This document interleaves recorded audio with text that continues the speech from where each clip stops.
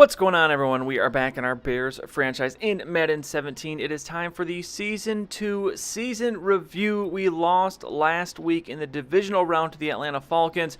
We will simulate through the remaining of the playoffs, but first we have got to take a look at the season that was, and it was a very good season. Starting off here with the stats, Zach Dudley, 3,800 yards, 24 touchdowns, 16 interceptions, played very well the last few weeks of the regular season. Had some rough spots there for his rookie year, but still, all in all, much improved over Jay Cutler last year, so I'm happy with Dudley, and hopefully he will continue to develop, which he should, as he does have that superstar development trait.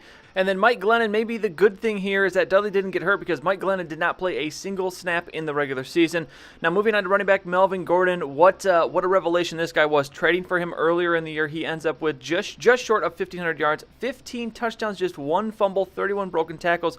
Very, very good year for Melvin Gordon. Jeremy Langford, 76 for 351, 4 touchdowns. Howard, 53 for 183 and 3 touchdowns. And Langford actually looked pretty well in the second half of the season, so I was happy with the opportunities he got. Howard didn't look so good. He might be someone that we might be looking to move on from. Now on to receiving, and this is the one huge disappointment looking at these receiving stats. Daniel Braverman, with getting hurt, I think with like week 12 or 13, still led the team in receptions. He could have had such a big year, was having a big year until his season-ending injury. Kevin White ends up leading the team with 681 yards. Braverman was 639. Zach Miller was 609.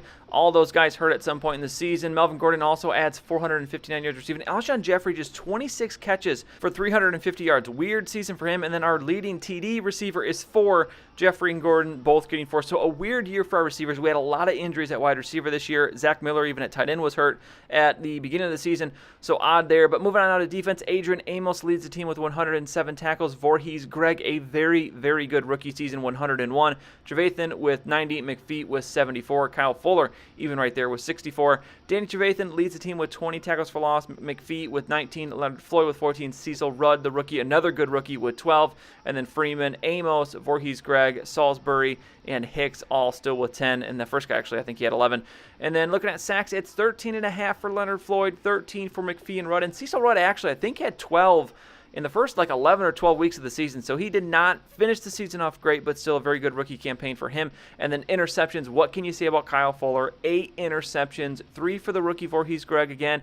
Very good year for him. Quentin Rollins and Tony Lippett get 2, and then Trevathan and Callahan with 1 apiece. Kickers, I'm very happy with Josh Lambo this year, 25 of 28. I didn't realize we missed 4 extra points. We did have 1 field goal blocked. We had 1 extra point blocked, and then we just kind of shanked a couple extra points. But still, I was very happy with Josh Lambo this year. Pat O'Donnell, again, I mean, what can you say about a punter? He does his job well. Cordell Patterson, pretty good returning kicks, very good returning punts. He did take 1 punt back for a touchdown this year. Then looking around the league, Phillip Rivers ends up leading the league in passing, 4,700 yards, pretty close to 5,000. Aaron Rodgers, Drew Brees, the normal names you see up there above 4,000. Looking at the touchdowns, though, it's going to be Matt Ryan, 38-9. Phillip Rivers, 36-9. Prescott, 36-11. Hopefully we can see some numbers like that out of Dudley next year in his second year. And then looking at interceptions, this is a list I'm glad Dudley does not show up at the top anymore, because we kind of limited our turnovers late in the year, and we will find Dudley down here, I guess tied for the third most with 16 with Alex Smith, but still 24-16, not horrible. We were looking much worse than that earlier in the year. Jimmy Garoppolo, 32-18, and Cam, I think I saw there, was 19-18, so not great. On to the running backs, it's Ezekiel Elliott leading the league in rushing. It's going to be Mark Ingram leading the league in touchdowns with 17. Melvin Gordon is going to finish second in yards and touchdowns ahead of Elliott and Yeldon there. They both have 14. On to the receivers, it is Brandon Cooks leading the league with 110 catches. Only 2 guys above 100, him and Jordy Nelson. Receiving yards is going to go to Brandon Cooks with 1,580. Keenan Allen finishes 4 yards behind him. Julio Jones, first guy under 1,500. And then DeAndre Hopkins, the first guy under 1,400. Receiving touchdowns, Keenan Allen, what a year for this guy. 17 receiving touchdowns. Julio Jones with 16. Jordy Nelson, Dez Bryant, Demaryius Thomas, Amari Cooper, all with over 10. On to the defense now. And here, we're going to be looking at most of these as just the NFC. Someone gave me the good suggestion that the players on our team will show up if I only look at the NFC. So you're going to see your Aaron Donald leads the NFC with 25 tackles for loss. There's Danny Trevathan in second with 20, and then McPhee right behind him with 19. The sacks, it's going to be 20 for Brandon Graham. Very, very big year for him. Ezekiel Elliott with 18.5. Leonard Floyd is there in fourth with 13.5. And then we actually have a string of Bears there as Cecil Rudd and Pernell McPhee both had 13. And then interceptions, Kyle Fuller leads the conference, tied with Luke Kuechly for 8. And then we're actually going to look now for this one, because you will see that Kyle Fuller actually is going to tie for the league lead, as Stephen Gilmore will lead the AFC with 7. So that means Kyle Fuller and Luke Kuechly will lead the league in interceptions, which is just amazing to think of how bad of a season, how average of a season he had, that he is going to lead the league in interceptions in the second year. Now looking at the team stats, we finished 23rd in offense, first in defense. The defense was very, very good. Points, it's going to be 14th in points scored, and then I believe second here in points against. Yes, so the defense obviously carried us this year. Offense still didn't do too bad, but the defense, phenomenal. MVP this year is going to be Russell Wilson. He beats out Dak Prescott and Phillip Rivers. Coach of the year going to be Trey Cash. How about that? 13-3 year. We're getting recognition for that. Mike McCoy finishes second at 13-3 as well. Offensive player of the year, no surprise, is going to be Russell Wilson. He beats out Matt Ryan and Dak Prescott. Melvin Gordon finishes fourth in that one. Defensive player of the year is going to go to Rolando McClain here, as he beats out Akeem Dent and Luke Kuechly. Actually surprised Kuechly didn't win that one. Offensive rookie of the year is going to go to your quarterback, Zach Dudley. No surprise there after his very, very good season.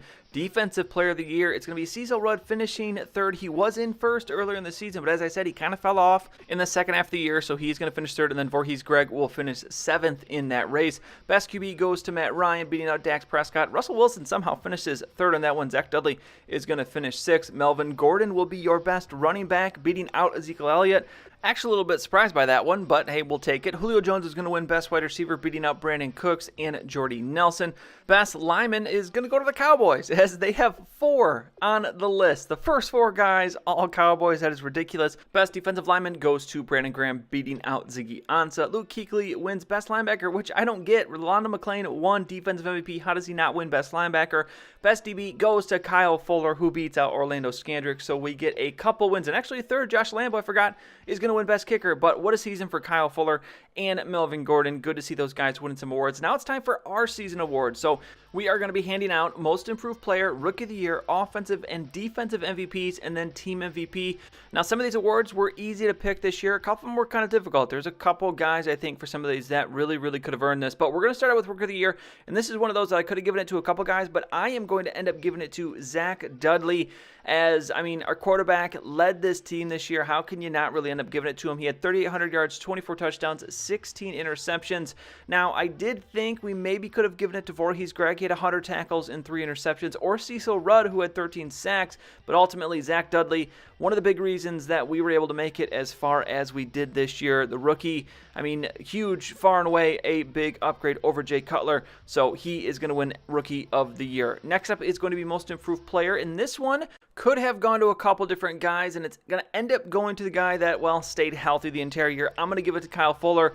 I mean, even if Daniel Braverman, who we're going to give some shine to in a little bit, even if he had stayed healthy, Kyle Fuller might have still won this, because look at this. He went from 4 interceptions to 8. He doubled his interception total, and that's twice as much as he's ever had in his 4 seasons. I mean, Kyle Fuller was an absolute shutdown corner this year, and last year, simply he wasn't. He was average at best last year. I actually looked to replace him last offseason, but it didn't work out, and I guess for the best, because he ends up being a very, very good corner this year. Now, Daniel Braverman, I want to give some recognition to, because he still, even look at these stats, from 19 catches to 61, he still had a very good year, was having a great year until he got hurt, so I wanted to at least give a little shine to him, as saying he deserves maybe a partial award win there, but looking forward to getting him back next year. Next up is offensive MVP. Let's get into the serious ones here. And this was an easy one to pick. Melvin Gordon. I mean, there's no one else on our offense that deserves this award but Melvin Gordon.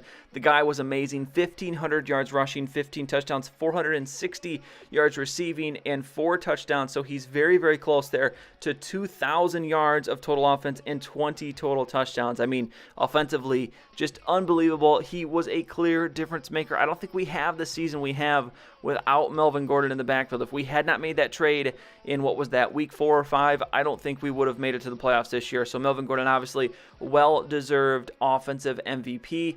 Now moving on to defensive MVP, and this one, I think, again, it's one of those awards that could have gone to a couple of different guys, but ultimately, like offensive MVP, it's going to go to the guy that we couldn't have done it without him, and that's going to be Kyle Fuller. His 8 interceptions, his ability to lock down that one side of the field was huge in the success that our defense had this year. He leads the league in interceptions. Now, he doesn't have the most tackles he's ever had in his career, but still he finished, I think, 5th or 6th in total tackles on the team.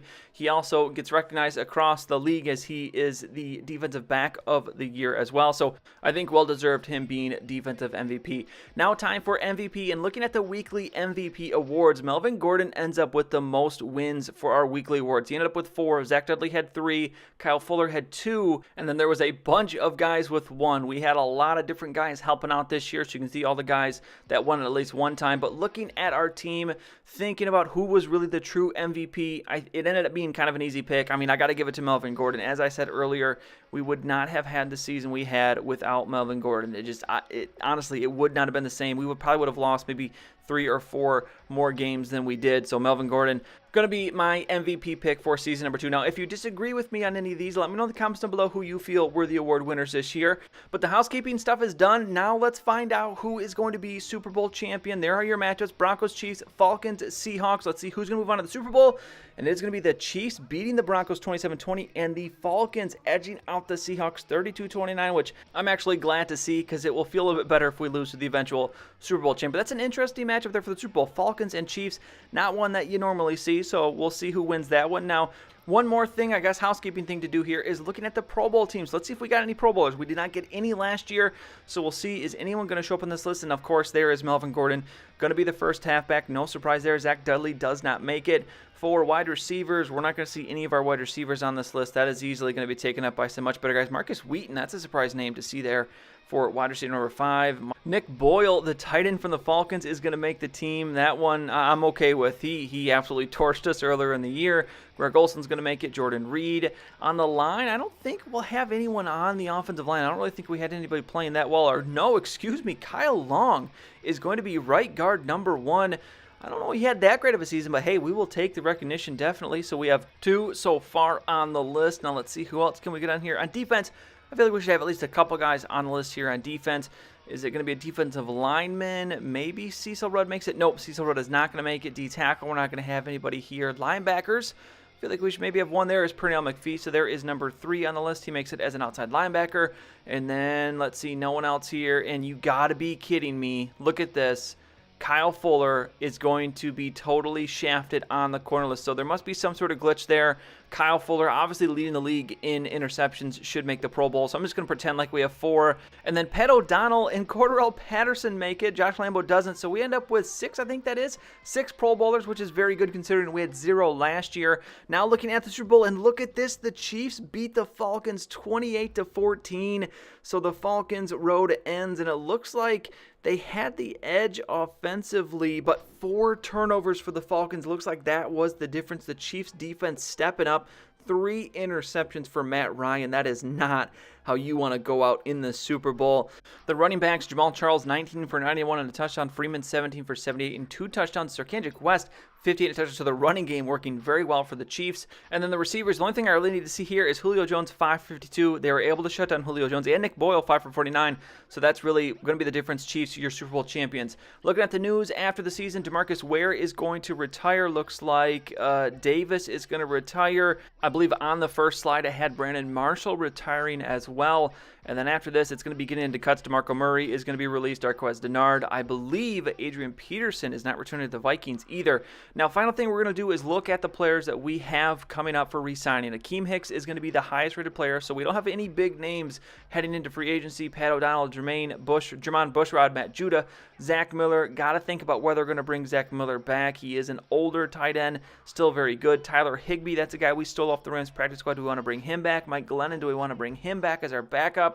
And then a bunch of just kind of depth guys that will try to bring a few of these guys back just to make it easier for us with free agency, not having to sign too many. Akeem Hicks, the big name on there. I'm not sure if I'm going to bring him back. I was not happy with his play in the playoffs, and he's kind of expecting a good chunk of money. So we'll see what we're going to do there. But we are now going to move on to the offseason. I mean, we are here. We are going to start out with re-signed players. I'm going to do a video for each part of the offseason. So first is going to be re-signed players, then free agency, then the NFL draft. So a lot to come here off season of season number 2, and it's a big one because we overachieved in season 2.